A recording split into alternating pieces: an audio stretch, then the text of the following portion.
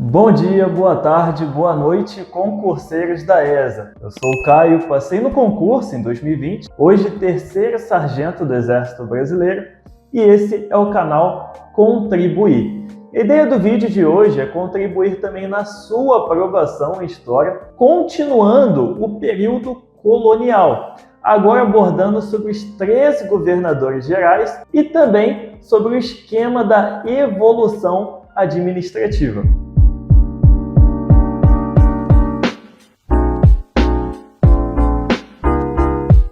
Na aula anterior, nós começamos a estudar sobre o sistema de governo geral e vimos as características e a organização administrativa desse sistema. Ou seja, nós vimos o porquê, o para quê e o quando Portugal insere um governador geral aqui na colônia do Brasil. Vimos também as responsabilidades que esse governador teria que arcar e os problemas que ele iria enfrentar também para cumprir suas funções. Já na aula de hoje, o objetivo é que você conheça os 3 primeiros governadores gerais que houve aqui no Brasil e as principais características e acontecimentos no governo de cada um deles. Além também de ver um pouco sobre a evolução administrativa que houve durante o período colonial.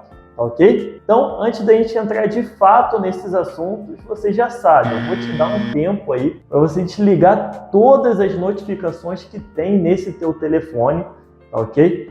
Vou te dar um tempo também para você respirar fundo aí, ó, e se concentrar inteiramente aqui na aula a partir de agora, tá beleza? Não se esqueça também de copiar toda a caixa de texto que aparecer aí na sua tela, tá beleza? Tudo certo? Então, vamos lá. Concurseiro, começamos então, hein? Lembra daquele documento que a gente comentou na aula passada? O Regimento do Governo Geral? Então, esse documento aí determinou que o primeiro governador geral seria Tomé de Souza, ok? Eu já adianto que o governo desse camarada aí vai durar de 1549 até 1553. E o que aconteceu de importante? O que é importante anotar? Primeira coisa, Tomé de Souza vai inaugurar Salvador como a capital do Brasil, beleza? Só para vocês terem ciência do que aconteceu. O donatário da Bahia, o tal lá do Pereira Coutinho, ele morreu em naufrágio. Então a coroa portuguesa comprou a capitania da Bahia, dos herdeiros dele, para fazer de Salvador a capital do Brasil. E aí começou as obras lá em Salvador, né, que durou 6 meses aquilo lá. Outra coisa, desenvolve produção agrícola e criação de gado. E pessoal, quando a gente fala da produção agrícola, é mais o açúcar, né? A gente sabe que Portugal, o que ele quer é que o Brasil produza o açúcar. E é isso que Tomé de Souza agora tem a responsabilidade de estimular no pessoal daqui, ok?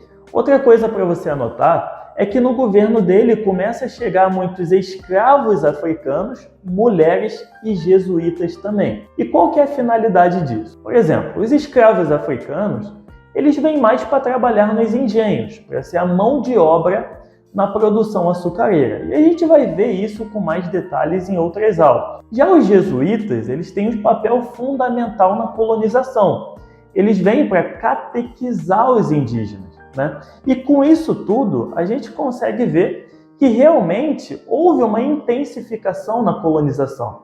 Agora está vindo mais gente para cá para ocupar essa região aqui. Além dos colonos, né? Não esquecendo deles, que vieram junto com Tomé de Souza e aí receberam um privilégio a mais, ganharam grandes seixmarias. E por último, houve a criação do primeiro bispado brasileiro em 1551. Ah, mas o que é bispado, Caio? Bispado é um território subordinado à autoridade de um bispo, ou seja, naquele local lá é o bispo que manda. E o porquê disso daí é só vocês lembrarem da aula passada.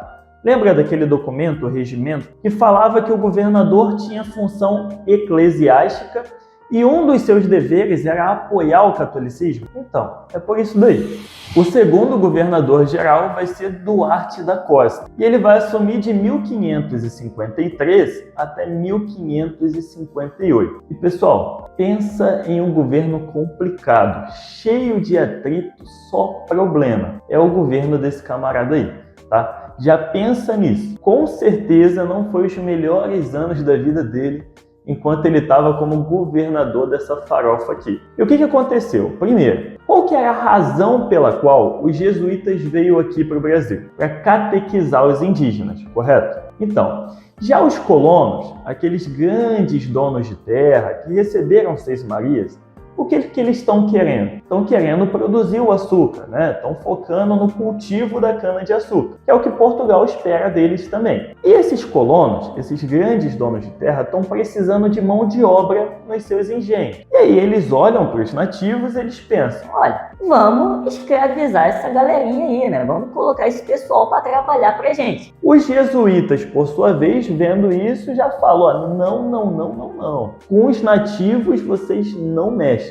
Eu vim para cá para catequizar esse pessoal, então vocês não coloquem o bico aqui. E por essa razão, gerou ali na colônia, né, aqui no Brasil, um atrito até que grande entre jesuítas e colonos, por conta dessa resistência dos jesuítas à escravização dos nativos. Mas até aí ainda tá tudo tranquilo, tá? Essa intriga entre jesuítas e colonos é galho fraco ainda para Duarte da Costa. Ele podia ficar meio neutro na situação, né? Olhar, ó, parem de brigar aí, ó, meninas, parem de brigar. E tá tudo tranquilo. Ele escolhia um lado, ia sofrer resistência do outro, mas não era uma coisa que ia abalar tanto o seu governo. O problema mesmo acontece em 1555, quando houve uma poderosa invasão francesa lá no Rio de Janeiro. Os franceses huguenotes. O que é huguenote, Caio?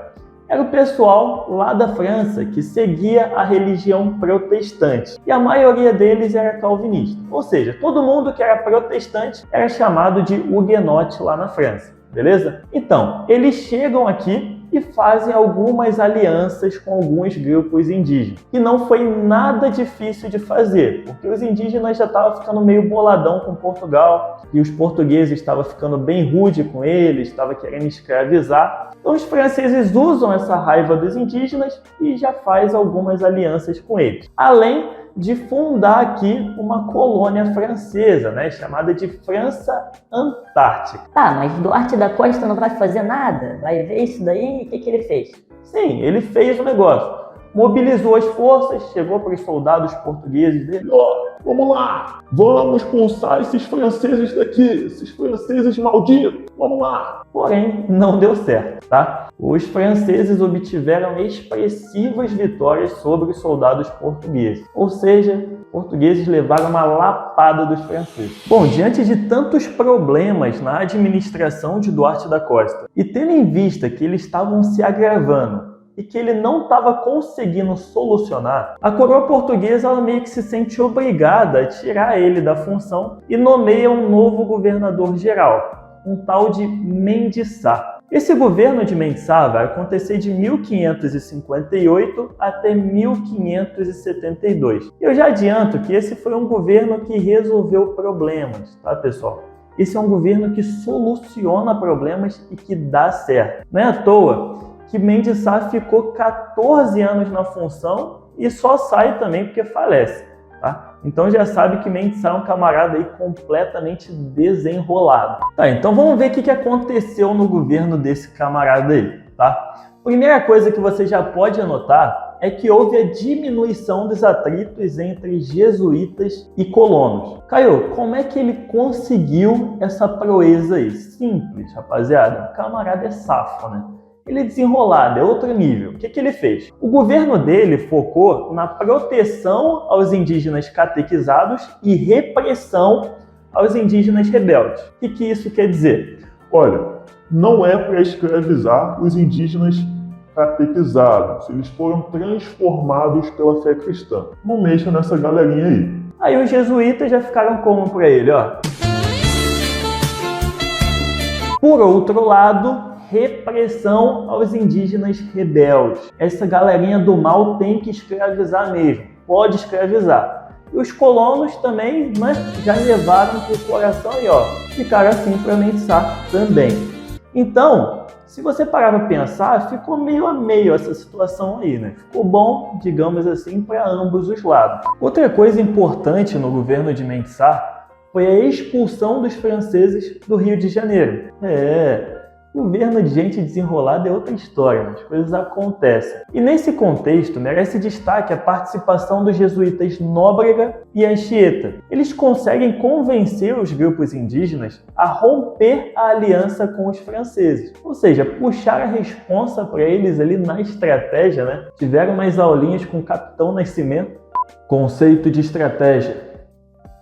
No grego, estratégia. No latim, estratégia. No inglês, strategy. Tu tá dormindo, 05?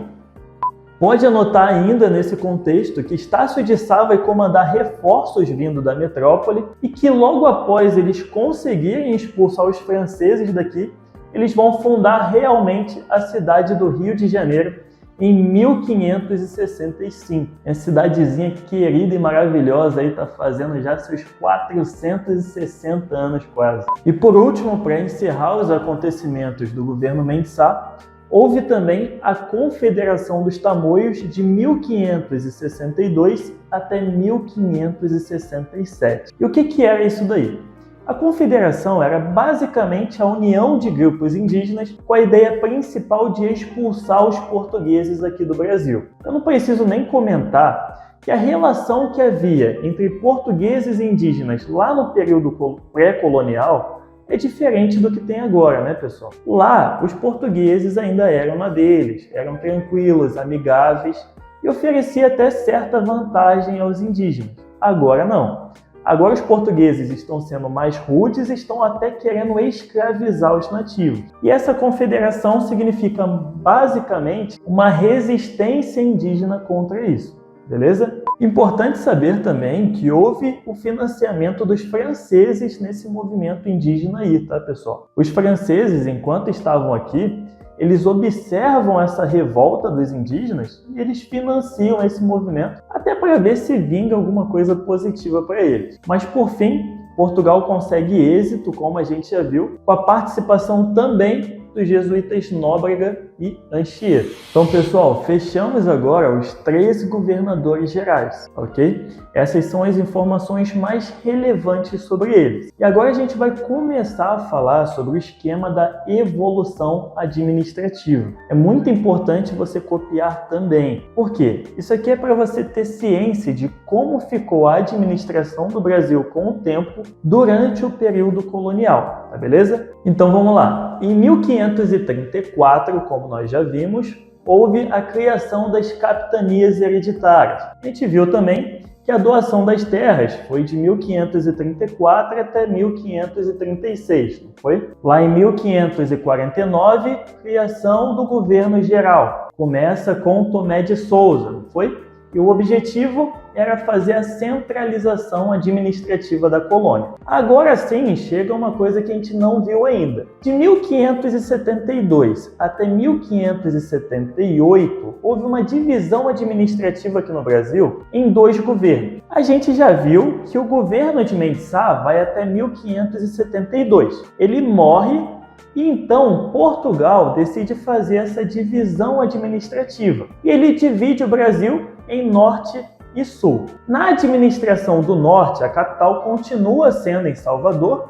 e o governador seria Luís de Brito. Já na administração do sul, a capital começou a ser o Rio de Janeiro e o governador era um tal de Antônio Salema. Essa divisão administrativa não dá muito certo. E em 1578, o Brasil volta a ter um único governador, que mantém a capital sendo em Salvador, ok? Agora, olha só, de 1580 até 1640, houve um domínio espanhol aqui no Brasil. E o porquê isso? Porque lá na Europa está acontecendo um negócio chamado União Ibérica, ou seja, a união dos países ibéricos. Portugal e Espanha se juntaram. O rei espanhol passou a governar Portugal também. E por que isso aconteceu? Só para você ter ciência. O rei português, Dom Sebastião, morreu em uma batalha em 1578, lá no norte da África. E ele não deixa herdeiros. Então quem assume é o seu tio-avô, que também não tem herdeiros e não pode ter,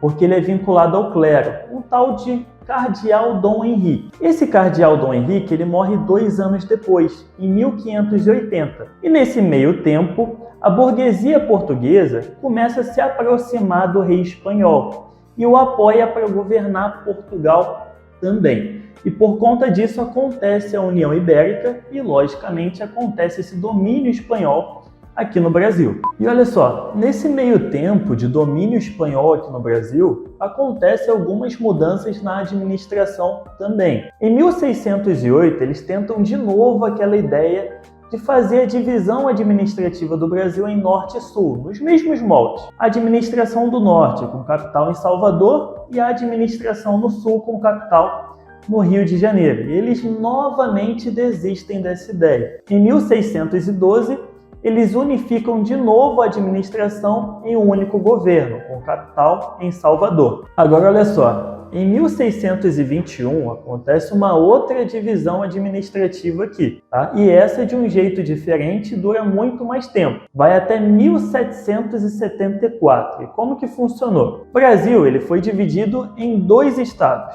o estado do Brasil, que manteve a capital em Salvador, e agora o estado do Maranhão, com capital em São Luís. E nesse assunto ainda, nesse meio tempo, o que aconteceu? Lá em 1751, o estado do Maranhão passa a ser chamado de Grão-Pará e Maranhão. Em 1763, isso é uma coisa importante, a capital do Brasil passa de Salvador para o Rio de Janeiro. Grave isso daí, beleza? Então, a aula de hoje é isso. É o que você precisa saber sobre os 3 governadores gerais e também sobre o esquema da evolução administrativa. Então, se você chegou até aqui é porque eu contribuí nos seus estudos. Joguei aquela semente lá na tua aprovação. Então não deixe de retribuir, pessoal. Curte o vídeo, se inscreve no canal, siga nossa página no Instagram e não deixe de acompanhar os conteúdos que estão sendo lançados na playlist de História para ESA. Aulas teóricas e de resolução de exercício, que você já sabe que está batendo todo o edital do concurso. Beleza? Tamo junto, é isso, até a próxima, tchau, tchau!